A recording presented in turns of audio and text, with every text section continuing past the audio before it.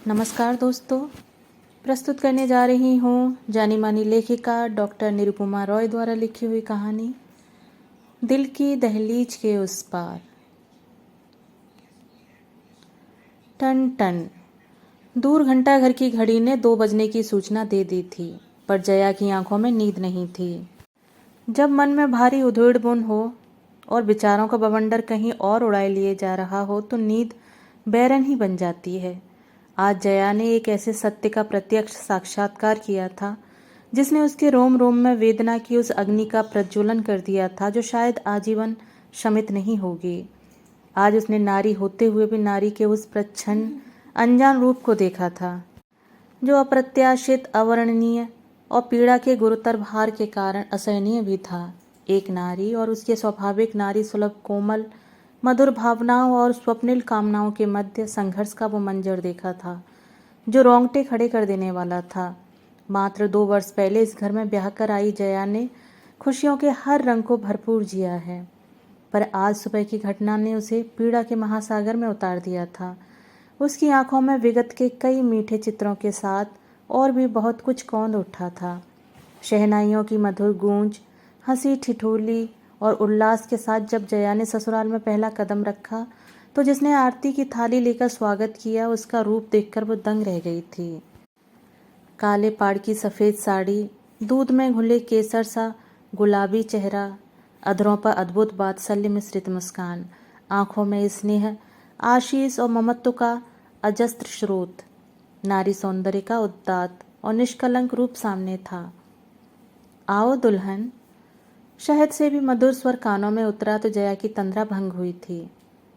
जया, ये ही है मेरी भाभी, मेरी बहन, मेरी माँ, जो चाहे कह लो। अभिनव ने झुककर आदर से उनके चरण छुए तो जया भी उन चरणों में झुक गई थी।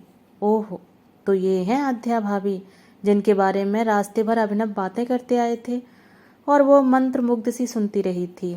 एक विशाल हृदया ममतामयी भाभी की कथा। मात्र 12 वर्ष का था मैं उस वक्त जब तीर्थ यात्रा से लौटते वक्त अम्मा बाबूजी एक ट्रेन हादसे में चल बसे थे। भाभी ने ही मुझे माँ बाप का प्यार दिया, पढ़ाया लिखाया, हर तरह से मेरी देखभाल की, अपना सारा दुख भुलाकर पूरा जीवन मेरे सुख के लिए ही केंद्रित कर दिया। जानती हो जया, शादी के मात्र 2 महीने बाद ही एक सड़क दुर्घटना में भैया की भी दर्दनाक मौत हो गई थी। भाभी को उनके मामा मामी ने पाला था। वृद्ध मामा उन्हें लेने आए तो उन्होंने ये कहकर जाने से इनकार कर दिया कि अब इसी घर में वो पूरी जिंदगी काटेंगी। हालांकि मेरी माँ के अनुसार वो ऐसी विषकन्या थी जिसने उनके सोने जैसे बेटे को डस लिया था। जब तक माँ जीवित रही कभी 2 मीठे बोल भाभी से नहीं कहे। जब भी पुकारा अभागिन कह के ही पुकारा, पर उन्होंने कभी प्रतिकार नहीं किया। स्वयं एक गहन मौत के दायरे में कैद हो गईं। माँ बाबूजी के बाद मुझे अनाथ को इतना प्यार और ममत्व दिया कि 7 जन्मों में भी इनका कर्ज नहीं उतार सकता मैं। कभी भूलकर भी भाभी का दिल मत दुखाना जया। मैं उन्हें वो सारे सुख सम्मान देना चाहता हूँ जो एक बेटा अपनी माँ को दे सकता है। अभिनव की पलकें बार बार आर्द्र होकर छलक उठती थीं। जया का मन पति के प्रति अपार स्नेह और आदर से भर उठा था। अपने मूल्यों, संस्कारों और कर्तव्यों के प्रति कितनी चाह है इनके मन में। उसने पति के हाथ पर अपनी हथेली रखते हुए इसने हार्द कंठ से कहा था, मैं आपको कभी शिकायत का मौका नहीं दूंगी। जया को भी जैसे ममता की वो घनी छांव मिल गई थी जिसके लिए वह सारी जिंदगी तरसती रही थी। मायके में केवल पुरुष ही थे। माँ उसे जन्म देकर परलोक सिधार गई थीं। 3 बड़े भाइयों में से किसी का विवाह भी तो अब तक नहीं हुआ था। जया के लिए माँ, बहन, भाभी जैसे सारे पवित्र रिश्ते मानो एकत्र समाहित होकर आद्या भाभी के रूप में ही ढल गए थे। एक दिन जया को टोकते हुए भाभी ने कहा था, दुल्हन, तुमने दुर्गा सप्तशती की एक पंक्ति पढ़ी है कभी? आर्या दुर्गा जया च आद्या त्रिनेत्रा शूलधारिणी। अर्थात आद्या और जया दोनों माँ दुर्गा के ही नाम हैं। जितनी निकटता इन दोनों नामों में है उतनी ही हम दोनों बहनों में है ना। तो मुझे भाभी नहीं दीदी कहा करो। ठीक है, पर आप भी मुझे दुल्हन नहीं जया कहेंगी। कहकर वो उनके गले से लिपट गई थी। घर संवारना हो या मेहमानों की आवभगत, किसी त्योहार की तैयारी हो या सुस्वादु स्वादिष्ट व्यंजन बनाना, आध्या दीदी की सुगढ़ता सर्वत्र दिखती थी। जया को उनकी सिर्फ एक बात अच्छी नहीं लगती थी, उनका प्रत्येक परिस्थिति में मौन रहना। अभिनव के कई रिश्तेदार इसी शहर में थे, किसी न किसी चाची, भाभी, बुआ या दीदी का आना जाना लगा ही रहता। सबकी बातों से यही लगता कि दुनिया में दीदी जैसी अभागिन दूसरी कोई और नहीं। ऐसे अनुपम रूप के साथ, ऐसा काला भाग्य ईश्वर किसी दुश्मन को भी ना दे। जो भी आता ढेरों नसीहतों के साथ झूठे दुखों की पोटली जबरन दीदी के हाथों में थमाकर चला जाता। जब किसी की बात उनके अंतर्मन में गहरे तक चुभ जाती तो वो घंटों अपने कमरे में बंद रहती, लाख दस्तक देने पर भी नहीं खोलती थी। जया का जी चाहता कि वो भी उन सबको खरी खोटी सुना डाले, पर दीदी की भीगी मौन आंखों में मुखर होता एक संकेत उसे इस सोच से विरत बना डालता। पर एक दिन सबके जाने के बाद वो फट पड़ी थी। आप सबकी बेकार की बातों को क्यों चुपचाप सुन लेती हैं? पगली, एक एकाकी स्त्री को बहुत कुछ भोगना पड़ता है, असंख्य दंश सहने पड़ते हैं, यही उसकी नियति है। किसी को व्यर्थ दोष देना ठीक नहीं है। वो बिलख पड़ी थी और उस दिन आंसुओं के साथ उनकी संपूर्ण अव्यक्त व्यथा भी बह निकली थी, जैसे शब्दों के रूप में ढलकर आकार पाने के लिए आतुर और बेताब हो उठी हों। अभी के भैया क्या गए, प्रारब्ध के भंवर में मेरी सारी उमंगें, सारे सुख विलीन हो गए। विषकन्या अभागिन सुन सुनकर मैं जीवन से विरक्त सी होती जा रही थी। जिस सौंदर्य को ईश्वर का वरदान माना जाता है, वही सौंदर्य अभिशाप लगने लगा था। आत्महत्या कर लेने का विचार तेजी से मन मस्तिष्क में जड़ें जमाता जा रहा था कि अचानक नियति ने एक तुरप का पत्ता और फेंका। अनाथ अभी की मासूम भोली सूरत ने मुझे झकझोर कर जगा दिया। मुझे लगा जैसे मेरा जीवन अपना कहाँ रहा, वो तो अभी की आंसू भरी आंखों में कब का डूब गया और मेरा पुनर्जन्म हुआ है, सिर्फ अभी की परवरिश के लिए बस। तब से हृदय पर पत्थर रखकर जीवन से जंग शुरू कर दी। सारी उमंगों खुशियों के साथ साथ मनोगत पीड़ा को भी दिल की दहलीज के उस पार झटक दिया। कोरे दिल में अब केवल अभी का बेहतर भविष्य और उससे जुड़ी चिंताएं रह गई थीं।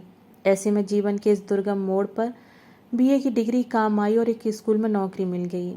जीवन एक लीक पर सरकने लगा, जहाँ सर्वत्र अजीब सा सन्नाटा और थी ढेरों किताबें मेरे अकेलेपन की साथी। अभी की शरारतें, बचपना, रूठना, जिद करना, हंसना, मुस्कराना, इन अमूल्य पलों को अपने आंचल में सहेजती मैं कब न जाने किस क्षण में उसकी माँ बनती चली गई और बचपन की दहलीज लांघकर अभी ने युवावस्था में कदम रख दिया है। इसका भान मुझे तब हुआ जब एक दिन शांता बुआ ने कहा, बहू, समय भी न जाने कैसे बीत जाता है। देखते देखते अभी इतना बड़ा हो गया, पर उसका बचपना देखो, हमेशा तुम्हारे पीछे पीछे भागता रहता है। बुआ की बात मुंह में ही रह गई थी कि अचानक आंधी की तरह कमरे में दाखिल हुए अभी ने हमेशा की तरह मेरा हाथ पकड़कर खींचते हुए कहा था, मुझे बहुत भूख लगी है भाभी। वैसे खीर तो आपने बनाई ही होगी, उठिए, जल्दी उठिए। मैं बुआ के सामने न जाने क्यों असहज हो उठी थी। बुआ की तीखी नज़रें अभिनव की एक एक हरकत पर इस तरह गड़ी हुई थीं जैसे उन्हें किसी महीन सी वस्तु की तलाश हो। उनके चेहरे पर कौन थी कसैली मुस्कान से मेरा कलेजा दहल गया था। हे ईश्वर, बुआ की आंखें कहीं वही तो नहीं खोज रही जो युग युगांतर से एक स्त्री और पुरुष के बीच तलाशा जाता है। वही आदिम सोच कहीं बुआ के मन मस्तिष्क पर भी तो। मेरा सर्वांग कांप उठा था जया। उस दिन मैंने पहली बार गौर से अभी को देखा। 18 वर्ष की परिधि, लांघती उम्र, गोरा चिट्टा भरा भरा शरीर, लंबा चौड़ा कद, चेहरे पर मूछों की मध्यम सी रेखा, बड़ी बड़ी आंखों में पड़ते गहरे लाल डोरे। बिल्कुल अपने भैया जैसा ही तो लगने लगा था अभिनव, और मैं उसे अब तक बच्चा ही समझ रही थी। बुआ की नज़रें उस दिन कलेजे में तीक्ष्ण तीर की तरह चुभी थीं और मन में कोलाहल मच गया था। उस दिन के बाद जब भी अभिनव मेरे कंधों पर स्नेहवश झूलता या मेरा हाथ पकड़कर कुछ कहना चाहता, मैं उसे जोर से डपट देती। छोड़ो ये बचपना। वो हंसते हुए कहता, आप ही तो कहती थी ना, माँ के लिए उसका बच्चा कभी बड़ा नहीं होता। फिर अब क्या हो गया? मैं मौन रह जाती। क्या कहती और कैसे कहती कि भले ही मैं तुम्हें कोख जाए पुत्र से भी अधिक प्यार करती हूँ, पर हमारा देवर भाभी का रिश्ता और घर का सूनापन दुनिया की नज़रों में अब किरकिरी की तरह चुभने लगा है। एक दिन गांव से वृद्धा चाची सास को मनोहार पूर्वक अपने पास बुला लिया। मैं चाहती थी कि जो चिंगारी आज बुआ के मन में कौंधी है, कल वो हवा का हल्का सा स्पर्श पाकर प्रचंड ज्वाला में न बदल जाए। इसके लिए किसी न किसी रिश्तेदार का हमारे साथ रहना जरूरी है। जया का हृदय आध्या दीदी की पीड़ा को महसूस कर व्यथित हो रहा था। जब वो इस घर में पहली बार आई थी, उस वक्त भी चाची यहीं थी। 3-4 महीने पहले ही तो उनका स्वर्गवास हुआ है। उसने व्यग्र होकर पूछा, फिर समय धीरे धीरे अपनी गति से बीतने लगा। MBA करने के बाद अभी को बढ़िया नौकरी मिल गई तो उसने जिद करके मेरी नौकरी छुड़वा दी। सच कहती हूँ जया, पतिहीन होने का दर्द मुझे हर क्षण सालता है, पर मैं संतानहीन नहीं हूँ। अभी जैसे देवर पर तो 100 संतानें न्यौछावर हैं। आध्या दीदी भाव विह्वल हो उठी थी। जया ने आतुर होकर कहा था, अभी भाग्यवान है जो उन्हें कभी माँ की कमी महसूस ही नहीं हुई। जया साई की तरह दीदी के साथ लगी रहती, उन्हें खुश रखने का भरपूर प्रयास करती रहती। दिन पंख लगाए उड़ते जा रहे थे। अब आध्या दीदी को सिर्फ उस क्षण की प्रतीक्षा थी जब वो अभिनव की संतान का मुंह देख सकें। धीरे धीरे 2 वर्ष गुजर गए। समय काटने के लिए जया ने भी अभिनव के ऑफिस में एक पार्ट टाइम जॉब कर ली थी। करीब 2 महीनों से दोनों पति पत्नी 10 बजे ऑफिस चले जाते और शाम को साथ ही लौटते थे। पर आज सुबह से ही जया को माइग्रेन का तीखा दर्द परेशान कर रहा था। जब दवा देने पर भी आराम नहीं मिला तो उसने अभिनव से कहा कि वो ऑफिस चला जाए, आज वो नहीं जा सकेगी। भाभी दरवाज़ा लगा लीजिए, कहकर अभिनव रोज की तरह चला गया। आध्या दीदी ने भी रोज की तरह दरवाज़ा लगा दिया और अपने कमरे में चली गईं। उन्हें इस बात का पता ही नहीं था कि जया अपने कमरे में ही है। कुछ देर बाद जब जया का सिर दर्द हल्का हुआ तो वो 2 कप चाय बनाकर आध्या दीदी के कमरे तक आई तो देखा दरवाज़ा उड़का हुआ है। पास से दरवाज़ा खोलते हुए अचानक कमरे में आ गई और बोली, दीदी मैं चाय। आगे के शब्द उसके कंठ में ही रह गए। सामने का दृश्य देखकर वो हतप्रभ रह गई थी। हाथ में पकड़ी ट्रे छूटकर जमीन पर गिर गई थी। चाय भरी प्यालियों के टुकड़े छन्न से चारों तरफ बिखर गए थे और फिर कमरे में भयंकर सन्नाटा छा गया था। जया की विस्फारित दृष्टि सामने का दृश्य देखकर जड़ हो गई थी। आदमकद ड्रेसिंग टेबल के सामने 16 श्रृंगार किए आध्या दीदी बैठी थीं। नीले पाड़ वाली लाल बनारसी साड़ी, कान, गले और हाथों में सोने के जड़ाऊ जेवर, माथे पर बेहद सुंदर मांग टीका, नाक में लाल मोतियों की लड़ी से बंधी नथ, हाथों में लाल कामदार कंगन, पाँव में पायल और माथे पर नग जड़ी अंडाकार लाल बिंदी। तुम? आध्या दीदी तो जया को देखकर चेतना रहित प्रस्तर प्रतिमा की भांति स्पंदनहीन हो गई थीं। दोनों की आंखें एक दूसरे को देखकर आश्चर्य से फटी रह गई थीं। कमरे में छाया मौन। थोड़ी देर बाद आध्या दीदी के हृदय विदारक रुदन से टूटा था। मेरा ये रूप देखकर तुम्हें मुझसे घृणा हो गई होगी ना जया? एक एक कर सारे आभूषण उतारती आध्या दीदी रोते रोते कहती जा रही थीं। मैं अभी के भैया की उस बात को कभी भूल नहीं पाती हूँ जो उन्होंने मात्र शादी के 20 दिन बाद आए 30 के त्योहार के दिन मुझसे कहे थे। श्रृंगार प्रिया तो मैं थी ही। उस दिन पूरा श्रृंगार करके पूजा करने जा रही थी कि अचानक उन्होंने आकुलता से मुझे निबिड़ आलिंगन में बांधते हुए कहा था, लाल रंग प्रेम, ऊर्जा, स्पंदन, गहराई और आकर्षण का प्रतीक होता है। अब तक सुना था पर आज प्रत्यक्ष देख भी लिया। लाल चूड़ियाँ, लाल साड़ी, सच तुम आज इतनी खूबसूरत लग रही हो कि कहीं मेरी ही नज़र ना लग जाए। और ये कत्थई बिंदिया क्यों? लाल रंग की बिंदी भी लगाया करो जिससे मैं मरते दम तक तुम्हारी ये छवि भुला न पाऊँ। वैसे ऐसा श्रृंगार जब भी करोगी मुझे अपने आसपास ही पाओगी। दीदी फिर बिलख उठी थीं। आंसू पोंछकर उन्होंने अपनी भारी सांसों के साथ साथ बनारसी साड़ी भी सहेज कर उस अलमारी में रख दी थी जिसके बंद दरवाजे हमेशा जया को कौतूहल से भरते थे कि आखिर क्या है इसमें जो दीदी इसे कभी खोलकर नहीं दिखाती। एक बार उसने पूछा भी था तो दीदी ने सहजता से बात टाल दी थी। घर के कुछ कागजात और पुरानी किताबें हैं जया। और आज उसी अलमारी के पट आध्या दीदी के हृदय की तरह उसके सामने खुले पड़े थे। आध्या दीदी आर्द्र स्वर में कहती जा रही थीं, अब जब भी बेचैन होती हूँ पूरा श्रृंगार करके घंटों आईने में अपना प्रतिबिंब देखती रहती हूँ। उस क्षण वो सारे दुख अरमान जो दिल की दहलीज के उस पार मजबूरी में रखने पड़े थे हृदय द्वार पर दस्तक देने लगते हैं और मैं उन्हें दबे पांव हृदय के पट खोल भीतर आने देती हूँ। अचानक लगता है जैसे आईने में उनकी छवि भी कौंध उठी हो। होठों पर हंसी नहीं, मायूसी का भाव और हवा में तैरते कुछ शब्द। क्षमा करना, छाया हूँ मैं, तुम्हारे सौंदर्य पर ग्रहण लग गया। आध्या दीदी की हृदयगत संचित वेदना की सीमाएं टूट गई थीं। दोनों हाथों में चेहरा छिपाए वो फूट फूट कर रो पड़ी थीं। जया का अंतर्मन भी विदीर्ण हो उठा था। जीवन साथी से वियुक्त एक नारी जो उसकी नारी सुलभ इच्छाओं के मध्य जब युद्ध छिड़ जाता है तो वेदना उस पराकाष्ठा पर पहुंच जाती है जहां वाणी मौन हो जाती है और सारे स्पंदन जड़। दोनों गले मिलकर रोती नहीं। कुछ देर बाद दीदी ने उस अलमारी की चाबी जया के हाथ में थमाते हुए कहा, इसे अब तुम ही रखो।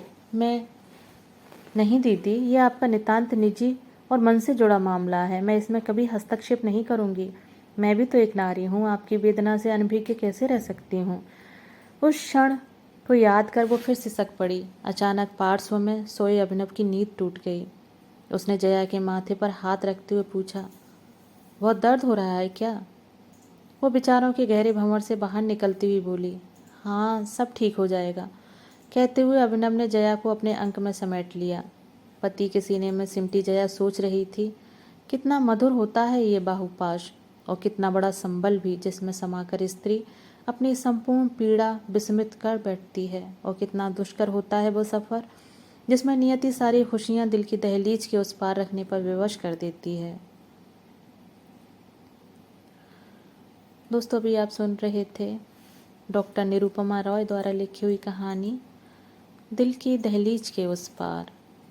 दोस्तों, कहानी आपको कैसी लगी? अपने विचार कमेंट बॉक्स में साझा ज़रूर कीजिएगा। धन्यवाद।